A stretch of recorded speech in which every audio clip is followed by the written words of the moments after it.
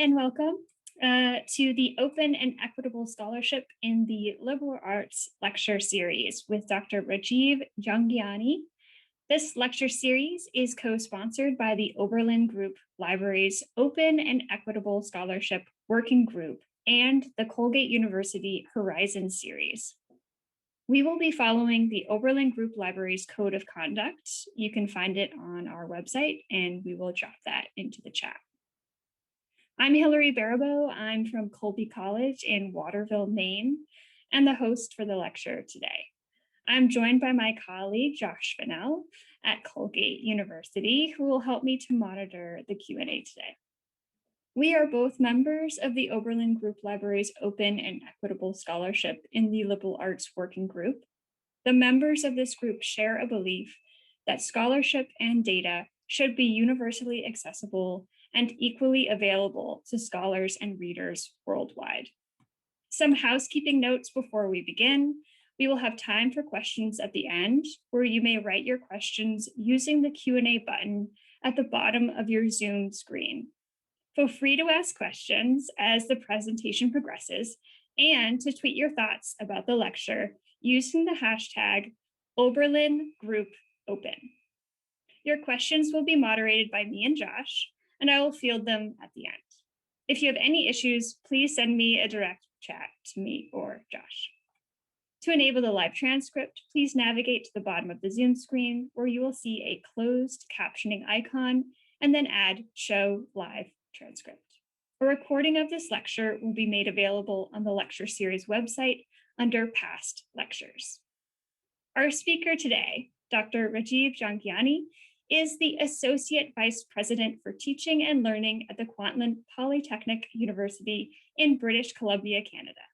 He is also the architect of Canada's first zero textbook cost degree programs. Rajiv's scholarship focuses on open educational practices, student-centered pedagogies, and ethical approaches to educational technology. Rajiv is also the author of 3 open textbooks in psychology and a contributing editor for 2 texts on open scholarship and open education. Our thanks to Rajiv for discussing the benefits of open scholarship with us today. Please begin, Rajiv, and feel free to share your screen. Thank you very much, Hillary, for that very kind introduction. I'm just clicking through to share my screen as well as we begin, but I really appreciate the invitation to be here, and I see, in fact, some familiar names in the participant list as well. So thank you to all of you for making the time to join. I'm really looking forward to being able to share some of the lessons that I've learned through some of my experiences in over the past decade and a half or so. But also, I'm really especially looking forward to our discussion. So please do enter any questions that you have into the Q&A later. So as Hillary mentioned, I do work at Kwantlen Polytechnic University in British Columbia, and we have 5 urban campuses which are located on the traditional ancestral and unceded lands of the Kwantlen, Musqueam, Katzie, Semiahmoo, Tsawwassen, Kikate, and Coquitlam peoples. But like most of you, today I'm joining you from my home, where I'm privileged to live, work, and play on the traditional, ancestral, and unceded lands of the Squamish Nation, or what is known as North Vancouver in British Columbia. So today, what I'd love to do is to reflect on some of my motivations, but also ours collectively, as educators, as scholars, as scientists, and especially perhaps as colleagues. I think how these motivations can influence, or in some cases be obstructed by our choices, and how our choices in turn can either influence or be obstructed by the systems that we work within. And in doing so, I hope to draw on lessons from my own experience, of course, but also examples from those from whom I've learned quite a lot. But before I begin, what I'd like to do is situate myself in the context of my journey. So although I'm very grateful to call Canada home, and I've been grateful to call Canada home for the past 23 years, I grew up in Bombay in India. It's a mega city of over 25 million people in a country that's certainly full of extremes. But my childhood was somewhat atypical because it was certainly one of privilege. You see, English was my first language both at school and at home. And our family was reasonably wealthy. I didn't really want for anything. But as many of you will understand now, privilege is sort of a funny thing because it's hard to understand. You don't really recognize that you have it until you lose it, at least in part. And that's precisely what happened. My family suffered a series of financial setbacks. We lost our home. My father passed away. And the future that was very secure suddenly became desperately uncertain, virtually overnight. So this is when my maternal grandparents took me in. They gave me a home. My grandfather, in fact, who was a freedom fighter during India's struggle for independence, shared many stories with me as I was growing up about the times that he and his friends, for example, laid down on the roads to block the passage of British trucks from the docks, a form of nonviolent civil disobedience. You might say that I learned a thing or two from him. Some years later, when I wanted to pursue a higher education, my grandparents were the ones who invested in me and made it possible for me to move to Canada, to this beautiful place to study. And I remember very clearly just how much I struggled during those early years to adjust to life in a new country, literally halfway around the world, far away from family. But thankfully, one thing I did not struggle with was my studies, because I knew that every semester that I excelled, every semester that I made the dean's list, those letters of commendation would make their way back to my grandparents in India. And like so many students who have a strong connection with their family, and perhaps even first-gen students, I knew I wanted to make them proud. So a year and a half after I moved to Canada, my grandparents came to visit with me. And by that time, this is my grandparents.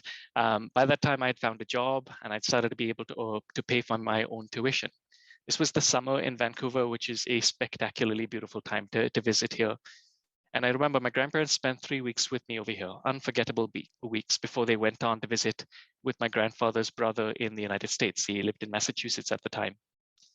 But then something interesting happened. My grandmother decided she wanted to go home early. So they cut short their trip. They flew back to India. And 7 days after landing in Bombay, my grandmother passed away. And 10 days after that, my grandfather passed away. Now, by itself, I don't think that this story is that unusual because this was a couple that had been married for more than 50 years. But what I think is unusual and why this story is so bittersweet for me is that I think it is rare, exceptionally rare, to get to spend time with people who matter so much to you just before they pass. And I can tell you with confidence that if it were not for their faith in me, their support of me, I would not have moved to Canada to study. I would not have become a Canadian citizen. I would not have become a university professor nor a university administrator, and I certainly wouldn't be speaking with you today. So I'm sharing all of this with you, as indulgent as this is, because when people say that education is a vehicle for economic and social mobility, that it is a tool with which we can unlock human potential, this idea is not a theoretical concept for me. It is very much my lived experience. And so it is very much also a part of my origin story as an open scholar and educator. But my journey with open scholarship really began with open educational resources. Oh, good heavens.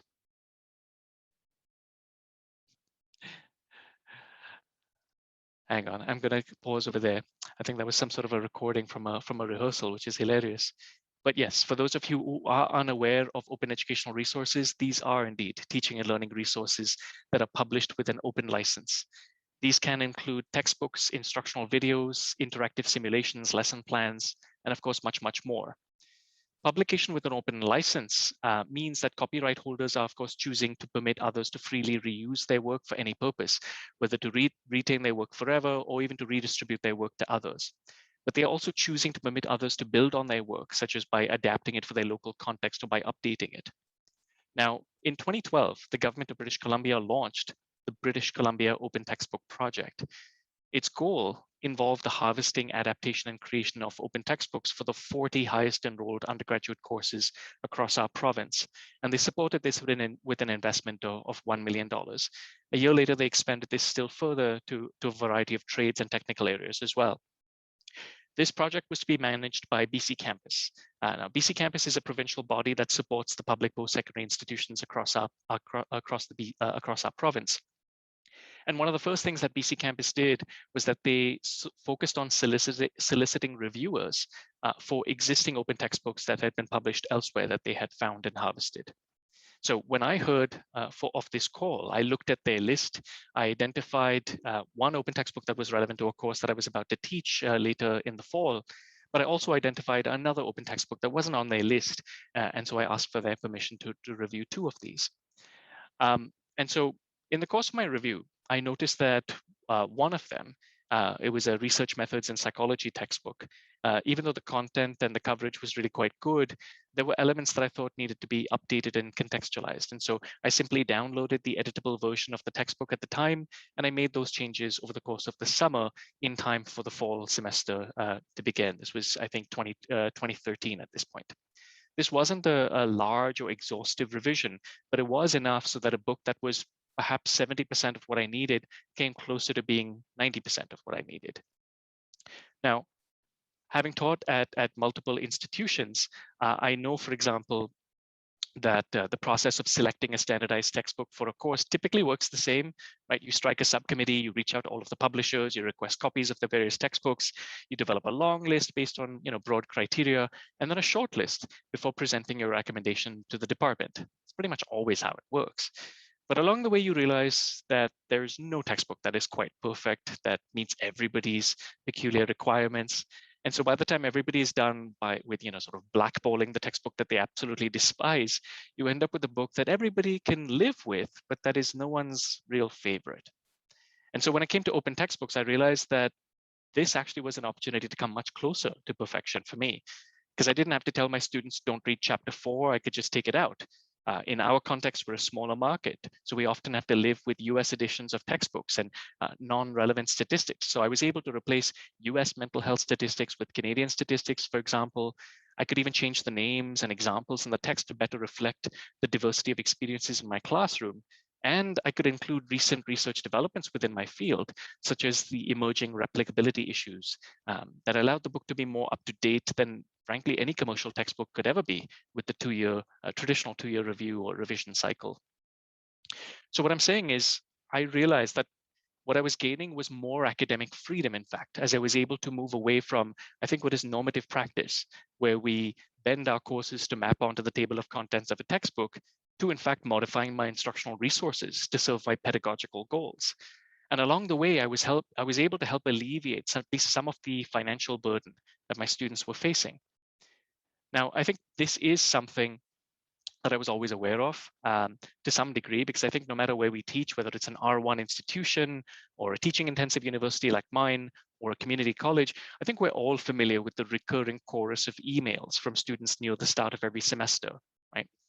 Do I really need this book? May I use an older edition? Right? And sometimes I know that faculty respond to these emails, at least internally, with some degree of derision and contempt. The thinking is often, well, if you value your education, you really should buy this book. And some people actually overtly talk to each other to say, well, if they have money for beer, they have money for textbooks. But I think this is really, woefully underinformed and quite damaging as a way of thinking. For one, many faculty members don't realize, for example, that the cost of commercial textbooks rose by over 1,000% between 1977, which is when the Bureau of Labor Statistics began tracking these data, and today. And even if you look at just the last 20 years, for example, in this chart, you'll see that costs have risen substantially. Inflation is about 60% cumulatively over the last 20 years, and textbook costs rose by 153%. And that's even factoring into account that over the last 3 or 4 years, there's been a real plateau of textbook costs as a result, of course, of the adoption of open textbooks and other major textbook affordability initiatives.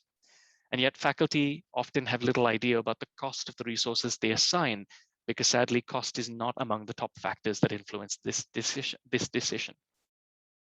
And so tuition, of course, is a known expense, but the cost of textbooks is unknown to students until the semester begins or they walk into a bookstore. So even prior to the pandemic, I should say, the high cost of textbooks really negatively impacted student access, and this has only gotten worse.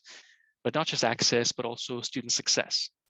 This represents a major study from the state of Florida with over 22,000 students from every degree granting institution in the state. And it shows that nearly 2/3 of students, this is pre-pandemic again, did not purchase a required textbook for their course. 42.8% took fewer courses, 40.5% didn't register for a specific course, and 22.9% dropped a course. All of this is due to the high cost of textbooks. Note also that these choices are disproportionately likely to be made by students who are already marginalized. So that includes first-gen students and, of course, students of color. Now in 2019, just to look at another major survey, nearly 167,000 students from 171 two-year institutions and 56 four-year institutions right across the United States responded to the Hope Center's Real College Survey. The Hope Center is based at Temple University, and this is run by Sarah Goldrick-Raab, who is just an extraordinary scholar of higher education policy. And the results of this showed that 46% of respondents, again, this is pre-pandemic, were housing insecure in the previous year, and that 39% of respondents were food insecure in the prior 30 days. And I'd like you to think about these numbers for a moment. Of course, all of this has gotten quite a bit worse over the last year and a half. And then start to imagine how many of those questions about whether the textbook is necessary and whether an older edition might be permissible are often symptoms of food or housing insecurity. Now, of course, the commercial textbook industry has been well aware of this for quite some time. Take, for example, the words of the CEO of Cengage, who in 2018 wrote that there are millions of students out there who are making very painful trade-offs in the purchase of learning materials relative to paying for rent, paying for basic needs and food. We as an industry, he wrote, have chosen for a long time to basically ignore that, or have been more or less paying lip service to them. It's pretty shocking to actually see this in print, that this, he said the quiet part out loud effectively. But for this, in case you were wondering, this is really part of an answer to the question of, can a primary obligation to shareholders ever really be reconciled fully with the duty to students? But I think by now we should all know that we're accustomed to seeing things like new editions, so-called new editions of textbooks roll out with only cosmetic changes, because of course when a commercial textbook publisher sells a book, they only make money the first time it's sold and not when it's resold downstream. I, for one, certainly don't need a new description of classical conditioning every 2 years when I'm teaching introductory psychology. So having understood this and learned more about it, I went on to not just adopt, but conduct research on the perceptions of open textbooks by faculty and students, and to study their efficacy, specifically the impact of open and commercial textbooks on a variety of educational outcomes. And what I found was really what most of the literature found, which is that students assigned free and open textbooks really typically tend to perform just as well, or in some cases better than those assigned expensive commercial textbooks. And what is more, just as the burden of high textbook costs disproportionately fall on marginalized students, the benefits of open textbooks tend to accrue disproportionately in favor of those very same marginalized students.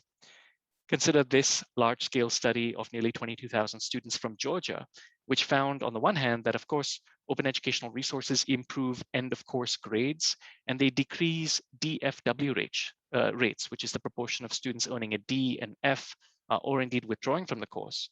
That's overall. But they also improve course grades at greater rates and decrease DFW rates at greater rates for Pell recipient students, part-time students, and populations historically underserved by higher education. This is a really, really common theme in the literature. But what this shows is that open educational resources benefit students not just in economic terms, but also in educational terms. And this, of course, led to a whole lot of work and interest in advocating for the adoption of open educational resources. One of the groups I had the privilege of working with was the Open Textbook Network, which is now known as the Open Education Network. They're based at the University of Minnesota. And so I worked with them to facilitate faculty workshops across the US. We raised awareness about the problem of textbook affordability on the one hand, while introducing what to faculty was this relatively new option of open textbooks. And the Open Education Network, I have to say, is a wonderful and growing community. They have more than 1,000 campuses at this point across the US, the UK, Australia, and more.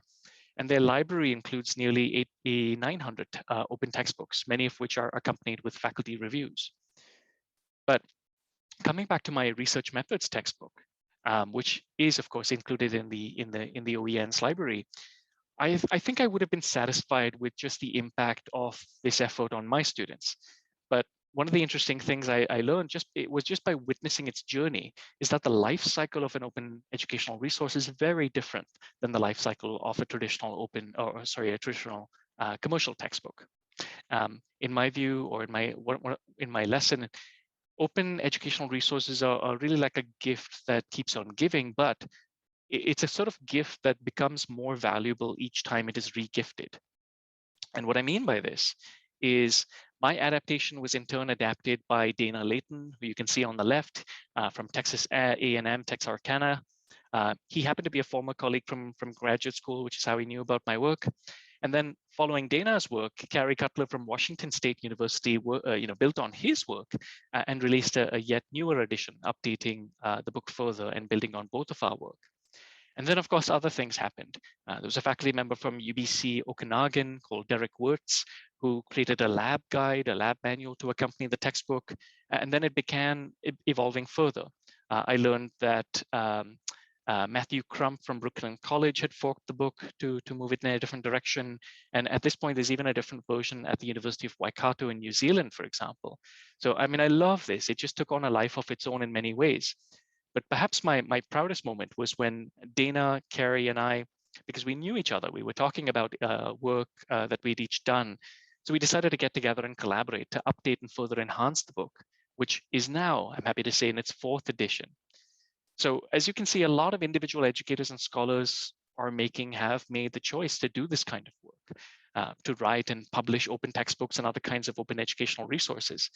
And when I consider why we make these choices, right, I love reflecting on this. I think I often find the very same motivations. We, I think, want to serve our discipline. We want to serve our students. And we really want to do so by sharing our expertise.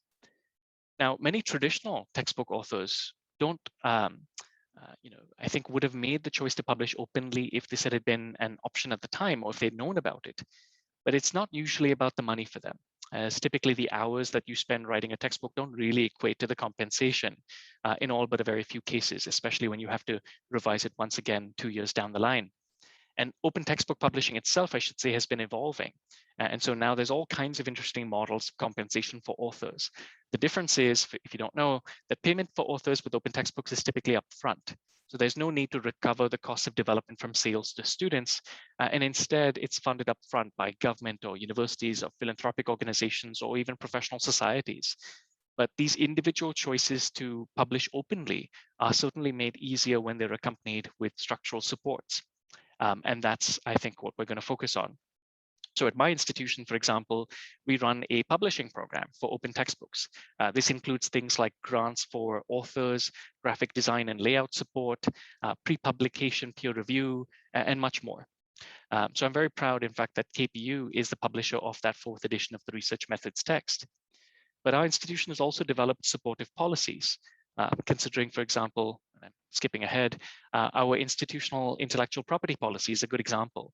Whereas you can see, it explicitly encourages university members to create and adapt open educational resources. Now, I should note that it also goes on to do other things, like encourage us to publish in open access outlets, including by submitting preprints, let's say, to our open repository, and adopting open science practices, all in aid of maximizing access and the impact of our work. We also have a curriculum development policy, sort of a little p policy, if you will, that actually requires a search for relevant open educational resources whenever a new course is developed, or even when a new course when a course comes up for review, which happens every 5 years. So this is not a mandate to adopt open educational resources at all, right? Faculty members very much have academic freedom in terms of determining what resources are appropriate. But what this is an institutional position. It's a nudge to look that it is important to look to see if there is any relevant high quality OER, right? You have to look. And of course, this is done in partnership with our library, who's just an extraordinary source of support for our faculty on this front.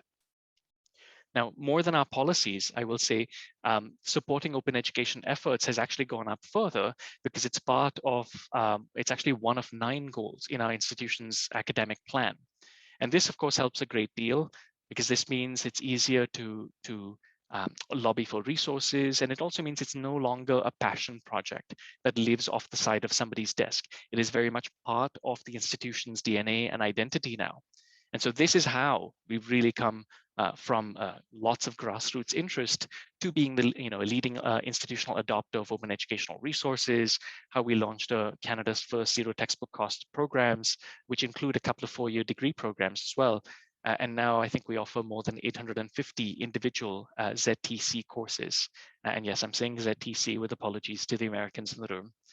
But this is just one approach, and I think it fits our mandate as a public open access teaching intensive university. Another approach to institutional supports and structures that has been very successful is across town at the University of British Columbia, this is our flagship research institution in our province. And over there, it was strong student advocacy that resulted in a different kind of policy change, one that recognizes the creation of open educational resources as part of educational leadership when it comes to tenure and promotion. And I think support and leadership for open textbook publishing, even though I'm giving you a couple of institutional examples, doesn't always have to come from an institution. It can come from a discipline, for example, whether it's a professional society or another group. One of my favorite such organizations is called the NOBA Project. And I've had the privilege of working with them as an associate editor in the past. But what I love about NOBA is that they really decided to take advantage of the affordances of open licensing and digital platforms. They realized they don't really have to replicate a traditional publishing model when we're dealing with openness. And so what they created was a wonderful platform that allows people to produce highly customizable bite-sized modules that you can draw on for a variety of courses in psychology. They have a very slick interface, a very easy to use platform. And so faculty can literally drag and drop the modules that they would like to include in their customized book. Now, the brilliant part is that the authors of these modules are leading experts in subfields of psychology. And so these are names that really any faculty member would readily recognize. And what is more, each module is accompanied with a very robust suite of ancillary teaching resources, right? From classroom activities to incredibly interactive slide decks to question banks and formative quizzing and a whole lot more. And those have been developed by some of the leading teachers of psychology, in fact, who often are part of the Society for the Teaching of Psychology. So this was brilliant. They really went out to the leading scholars and the leading educators in the field. And this project was the brainchild of Ed and Carol Diener. And Ed, I should say, passed away very recently, was really a leading psychologist and a visionary educator who I think is a good example of somebody who leveraged his privilege to help ensure that the study of psychology would be accessible to all. And I think NOBA's model is very powerful. It's one that I certainly hope other disciplines will emulate. It's a really, really broad variety of modules in the NOBA project.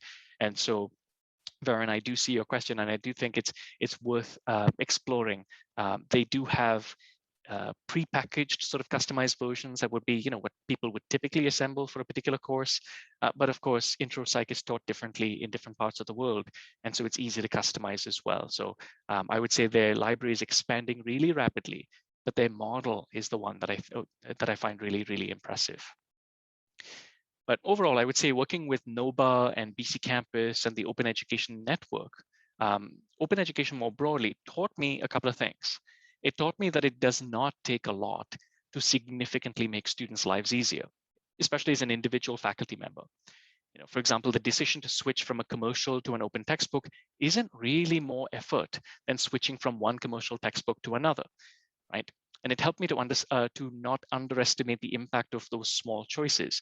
And also how I think working in open education can support not just social justice, but particularly in the case of NOBA, pedagogical innovation as well. It showed me that faculty reviews and scholarly research can help allay concerns about quality or efficacy, how exploitative the system can be. But it also helped me to understand that sometimes it is better to build a new table instead of waiting to be seated at a table that doesn't respect human dignity. It helped me to find ways in which one can redesign the system in a way that is more inclusive and supportive of both faculty and students. And it reaffirmed for me how my scholarship, including in the scholarship of teaching and learning, could help strengthen and guide this work. Now, I have, of course, published in closed toll access journals. Like many of you, I guess like all of you, really, I've inherited the rules and norms of my discipline. And at least initially, I followed them. But of course, I think my growing embrace of open scholarship meant that it was only really a matter of time until I couldn't keep pretending that the emperor had any clothes on. And so I think we need to be honest over here, because scholarly publishing, and I know there are a lot of librarians in the virtual room over here, I think we can be honest. Scholarly publishing is pretty wild. I can never really explain how this works to a non-academic while maintaining a straight face, right? So let's start by acknowledging that the work of scholars at public institutions like mine is subsidized by public funding, right? Shrinking public funding, mind you, but nonetheless, public funding. We apply for grants to support our scholarship, often from public agencies like the NSF in the United States or the Tri-Council agencies in Canada. We conduct our research, and eventually, we prepare to publish. And this is where it starts to veer into, truly bizarro world, because what we do then is we take our work and we simply gift it to these private for-profit companies like Elsevier. There you go. And if that wasn't bad enough, we engage in further, I would say almost cult-like behavior, because we then volunteer our labor through peer review and editorial work to the same private companies in case, they didn't make enough money, let's add some more to their bottom line. And once our work is finally published, the icing on the cake is that our public institutions take even more of that limited public funding and gift even more of it to those same private companies for the great privilege of us being able to access the very work that we've gifted them. It is a brilliant con, you have to admit. But thanks to my work in open education, including working with organizations such as Spark, I learned very quickly that this is certainly not the only option available. And I've come to understand the importance of this basic premise that publicly funded research must be available to the public. For example, I learned about the Spark Author Addendum, which allows you to retain some of your rights as an author instead of just blindly signing them away amid the relief and joy of receiving that acceptance notice. I learned about other kinds of open access. I learned about green open access, for example, which many of you will understand as repository-based open access. I also learned the importance of knowing a journal's self-archiving policy before ever considering submitting to a particular journal. So for example, I've learned to avoid, like the plague, those parasitic publishers that do not permit self-archiving. So whether it is a preprint, which is the version you submit to a journal, a postprint, which is the final accepted version before the publisher's formatting and layout enters the picture, or the very final version as it appears in the journal itself, I make sure that all of my work is in fact openly available. And you should too. There's really no excuse for this. But we can do much better than green open access. And by this, I should say I'm not referring to what's sometimes called gold open access or hybrid journals, wherein the greedy publishers engage in double dipping. Double dipping arises really when a publisher seeks what is perceived as an unwarrantable increase in revenue by levying article processing charges, or APCs, on the one hand, in order to publish open access, while at the same time not providing a proportionate decrease in subscription costs. So they take from authors and they take from institutions, hence the double dipping. And personally, given that scholars produce the raw material and provide so much free labor, I really think it's laughable and quite indefensible to suggest that the value added by a scholarly publisher amounts to north of $5,000 per article. And this is why many of us refer to this as ransom open access, really. So I'm not talking about that. Let's ignore that exploitative model, and instead let's focus on what's sometimes called platinum or diamond open access. And I'm referring here to journals that are truly open access, wherein the materials are open upon publication, with no content subscriptions required for access and no article processing fees are charged to authors. And if this sounds like a fantasy, let me tell you that this is a real option in many fields. In my first book, Open, the Philosophy and Practices that are Revolutionizing Education and Science, which I should note is of course published open access with Ubiquity Press, it includes a case study by Dan Wyers and Aaron Jordan, who together founded the highly successful platinum journal, the International Journal of Wellbeing. Now, at the time, Aaron held a junior faculty position at the Otago Polytechnic of New Zealand, and Dan was a PhD student at Victoria University in Wellington. And for me, this is especially impressive, given how beholden early career faculty are to the gatekeeping and sometimes, I would say, the slavish adherence to parasitic scholarly publishing exhibited by so many tenure and promotion committees. In case you're smiling in the room, those of you who've heard me speak before will know I do have a tendency to speak my mind. So apologies for being very blunt about this. But this journal had its first issue in January of 2011. 5 years later, and they had about 15 issues at that point, it had already become respected and widely read, unsolicited submissions from leaders in the field, more than 500,000 full text article views. And the real challenge over here was how they overcame the prestige barrier, right?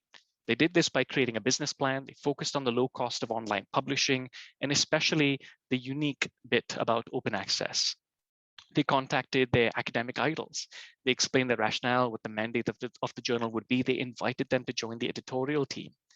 And to their surprise, nearly all of the academics they contacted enthusiastically agreed to put their names behind the journal and also offer their time and effort to support it. And so all of a sudden, they found themselves with the support of people who could resolve their prestige problem and provide them with advice and support along the way. Right? So one of the questions that Aaron and Dan also asked, and they asked this in the chapter as well, was they said, just imagine what it would be like if governments decreed that all government-funded research must be published open access, platinum open access even, by the year 2026. And I think they were on the right track, because that kind of approach is something that we've seen in the case of many funding agencies in both of our countries, whether it's the Bureau of Labor in the US or indeed the Tri-Council agencies in Canada. Even if it's only green open access, this is often now mandated by major funding agencies. It is exactly the kind of systemic nudge, I think, that can engender or help engender culture change in academia. And of course, when it comes to green open access, it really takes away that last remaining excuse of not knowing about the requirement or how easy it is to actually make your work accessible. Small pro tip over here, I do recommend that you visit the website Impact Story, and that's Impact Story written as one word .org, because this website I love. It allows you to track how many of your publications are available open access. It also helps you to understand, I think, some of the impacts of making your scholarship openly available, including how many readers you have from the Global South, for example, and other metrics like that. Now, before I leave the question of scholarly publishing like this, I do want to note that every time that somebody's talking about open access publishing, we usually end up with comments or questions about predatory publishers. But I will say that this is really a straw man argument. I consider predatory publishers to be the sort of Nigerian prince email scams of academia, right? Of course they exist, but they're ridiculous. And frankly, scholars, we should know better about the reputable outlets in our fields.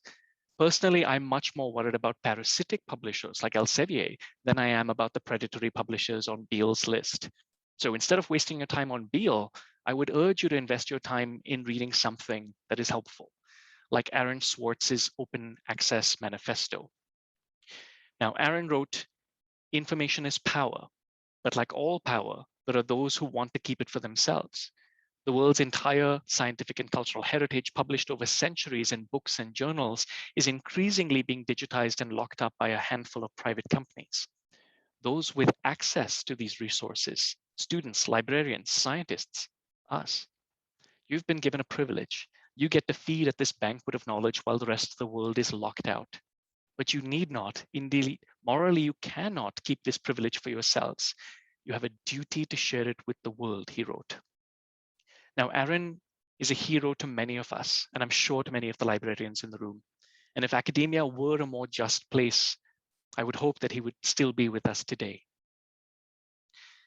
But open scholarship is also more than publishing open access journal articles, right? It includes embracing open science practices, such as pre-registering your hypotheses, which guards against hypothesizing after the results are known.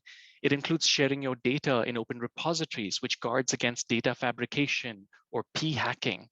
It includes sharing your research materials, which enhances replication efforts. And all of these open science practices serve not only to enhance access and impact, but also engender greater collaboration, to increase transparency and rigor, and to contribute to the collective and truthful pursuit of knowledge. This is why thousands of journals have now signed on to the Center of Open Sciences Transparency and Openness Promotion Guidelines. And so if you serve on the editorial board of a journal, please do raise this conversation. You should use your privilege to move the dial in the direction of better science and greater access and greater impact. If you serve on a tenure and promotion committee, use your privilege to expose the hypocrisy of our systems that reward, for some peculiar reason, publishing in the least accessible channels in favor of open access outlets that will always have greater readership and impact. The open access citation advantage is now well known and documented. And I can provide you with loads of examples. I can certainly affirm that my first book, the open book that I showed you, it has more than 26,000 downloads. That would never happen but for open access publishing, right? So if you're more interested in impact, this is really how you should go.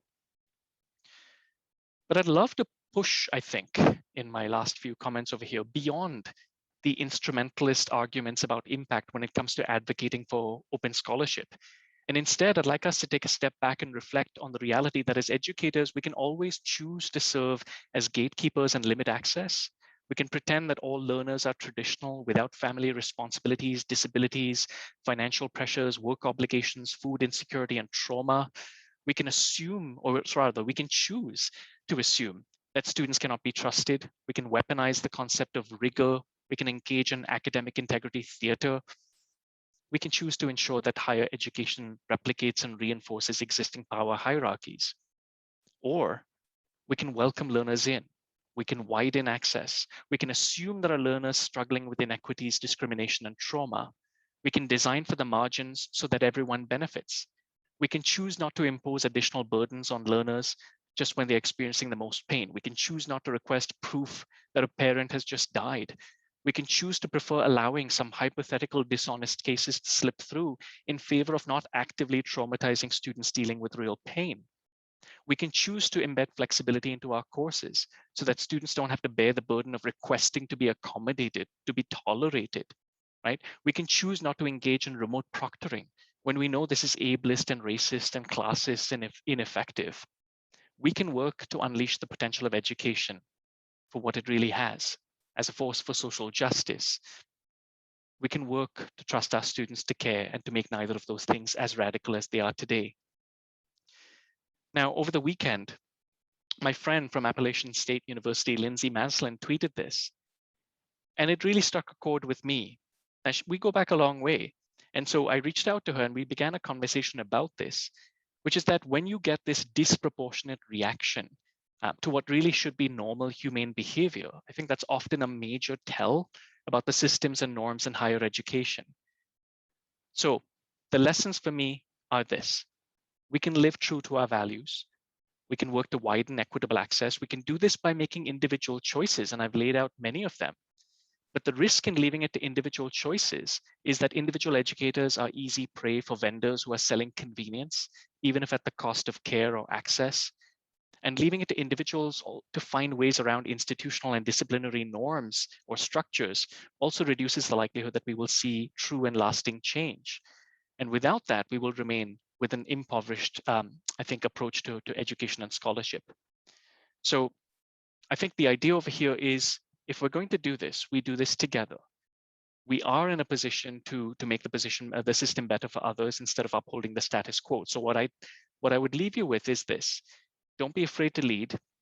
We do need courageous leaders who will stand together to build a more inclusive, a more just, a more equitable, a more accessible world. And I think there is this beautiful, I think, lesson that comes from the writing of Toni Morrison. And as I leave that on the screen for you to digest, I think that the big takeaway for me is this: whether you're an early career academic, a mid-career academic, or even a senior scholar at this point, please know the system was built by us. The system is sustained by us, and we are the people we have been waiting for. So I hope you have some concrete ideas about where you can take this. I've certainly drawn some lessons from my work, but I'll stop there, and I really, really look forward to your questions and comments. Thank you very much for listening. Thank you so much, Rajiv. That was wonderful. Really appreciate that. As a reminder, please feel free to put in your questions in the Q&A box. Currently, we don't have any questions right now, so I'm going to ask a question of my own. As you were writing your open textbook, do you have any takeaways from your collaborative efforts, specifically writing in open, if there are any hurdles or lessons that you learned during that experience? Oh my God, so many, and I'm certainly not the only one you should ask over here. I think one of the things I began to do early was, it's almost a form of functional fixedness, where you start from what you know. And so I think a lot of early efforts were trying to replicate a commercial textbook publishing model, but doing it open access instead of really availing of the power of open licensing. So for example, I learned that really ideally learn lessons from open source software, where the mantra is often, release early, release often. With enough eyeballs, all bugs are shallow, effectively. So take advantage of the fact that you can collaborate at the same time and also temporally across time. Take advantage of the forking. There's groups like the Rebus Foundation who do a wonderful job of connecting scholars who, you may be the minority at your institution, but they can bring you together. And of course, don't just think about you as the expert, but even work with your students. We're often working with students to improve, to enhance, to annotate, to even update an open textbook is increasingly a very, very meaningful source of deep learning. So I would say don't try and replay or reinvent the traditional model and make full advantage of the power and affordances of openness. Thank you. I guess another question would be, when you talk to your colleagues about open, what are some of the pitches that you make? Obviously, you talked about a little bit about the citation advantage, but when you have 3 minutes in an elevator with them and you're talking about open scholarship, what are some of the things that you say? Well, it's funny because, of course, this is such a heterogeneous body, right? I mean, there are all kinds of faculty. There are faculty who are already practicing openness without the vocabulary, right? They may be doing some kind of Wikipedia assignment with their students. So they may understand openness in a different context. They may have moved away, like so many of my colleagues have, from IBM's SPSS, very expensive statistical software package, to the very powerful open source R. And so I would open a conversation with an element of openness that they're already familiar with. Try and assume that we often do have, in fact, shared goals and motivations. And of course, the system sometimes beats that out of us. And so I think recognizing that it's often there, you just have to find it. Where are they practicing openness? Because those values will have manifested in some way. But then also just trying to find ways where it's easy for them. Because of course, I'm not going to expect that the entire burden needs to be on faculty members. The system needs to make this easier. And so if there are small, practical, simple ways, it might even be something as straightforward as, having a sort of a sort of mirthful conversation, recognizing the odd juxtaposition between us trying to warn our students to avoid plagiarism and the fact that most faculty members, when they are constructing their lecture slides, are going to Google images and modeling plagiarism in the classroom without providing attribution, which is hilarious. So I would simply start by giving, showing them access to a couple of very easy to use open repositories for images, and I've made their lives easier and they've experienced that in a small way.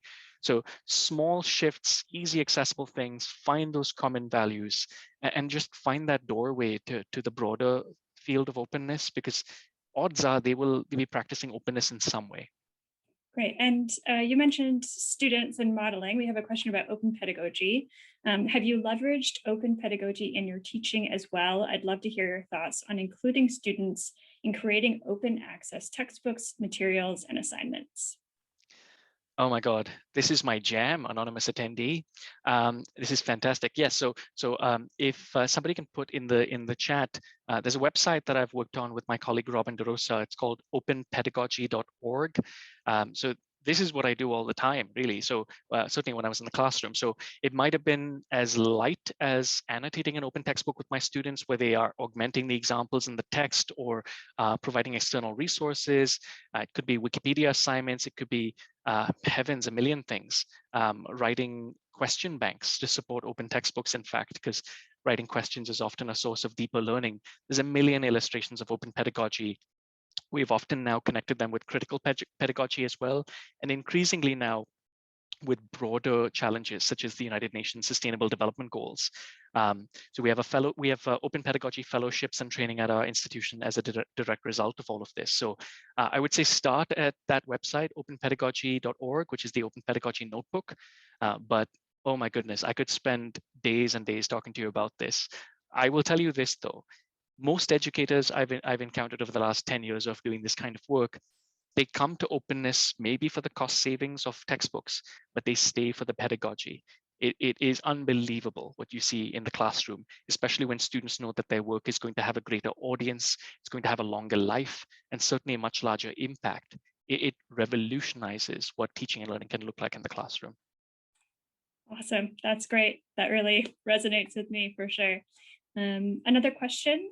In your experience, what has been and what should be the role of the library in developing, maintaining, utilizing, etc., open texts? Oh my God, I think this is a whole other seminar by itself, right? And then of course, there's many people over here in the room, and I'm looking at friends like Deborah Llewellyn from Douglas College, who's such a leader in our province as well.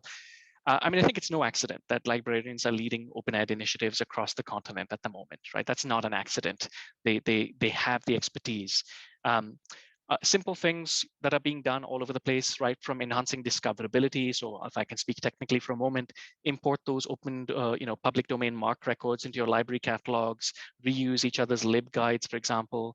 Andy Wesselek, Jonathan Lashley, and Anne Langley have a wonderful field guide for academic librarians that's published OA that has a lot of guidance. We have leaders like, gosh, Amanda Larson, Michelle Reed, and others, Sarah Hare, who've published guides to marking open and affordable courses. There's a lot of resources. The Open Education Network has a certificate in OER librarianship. Spark has a leadership program for librarians. I would say there's more support for librarians who are interested in building institutional supports than ever before. But the main thing is, librarians have a relationship with faculty, which is powerful. You're not a vendor. It's not a transactional relationship. It's a consultative relationship. And that puts you in an incredible position to influence. Now, there is a challenge here as well. And I have to say, as a former faculty member anyway, one of the things that I always found very dismaying was the academic arrogance that created boundaries. I knew there were some things I could always say very bluntly to my fellow faculty about our common practices that my librarian colleagues struggled to do. Right. And so there are those barriers, those norms within academia that still need dismantling. But I would say librarians necessarily are at the fore of this work pretty much everywhere. So talk to your fellow librarians. They probably already have the expertise and are waiting to support you if you're a faculty member. There's nothing more powerful than being able to support a faculty member to widen equitable access in their classroom. I mean, that's the dream ultimately. And so we have a very, very close partnership at my institution between the Office of Open Education and our library. And I think that that's true in most places as well. Amazing. We librarians really appreciate that. So thank you for that. And we did have a question about open journals that you would recommend. And I took a stab at answering that just because open means lots of things in different contexts, especially with journals. There are commercial open journals, there are non-commercial open journals. But are there any open journals in your discipline that you could recommend? Oh, goodness. Yeah. I mean, so I should say my work bridges the scholarship of teaching and learning and open education at this point. So, I could look at the International Journal of Research in Open and Distance Education. I could look at Open Praxis. I could look at the Canadian Journal for the Scholarship of Teaching and Learning. I could look at the International Journal of Wellbeing. I mean, goodness, the directive open access journals is a good place to start. But I would say the simplest answer is contact your subject liaison librarian. They will be delighted to help you with this question. 2 thumbs up from me for sure. Is there also, I guess, an add-on to that question, is there a particular ethic or community ethos that identifies or links the journals that you've just named?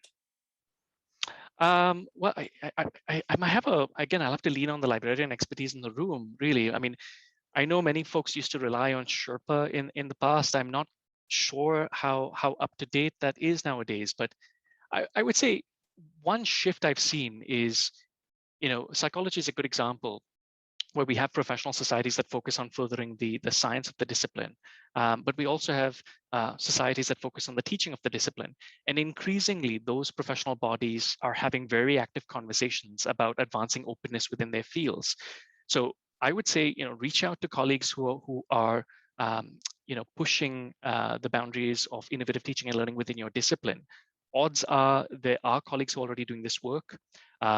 look at the, I mean, actually, if you just want to start in a very simple place, even the wonderful work in the state of New York's, it's almost like a meta search engine, really, for open educational resources and many open access publications is called Oasis, and it's oasis.geneseo.edu, I believe.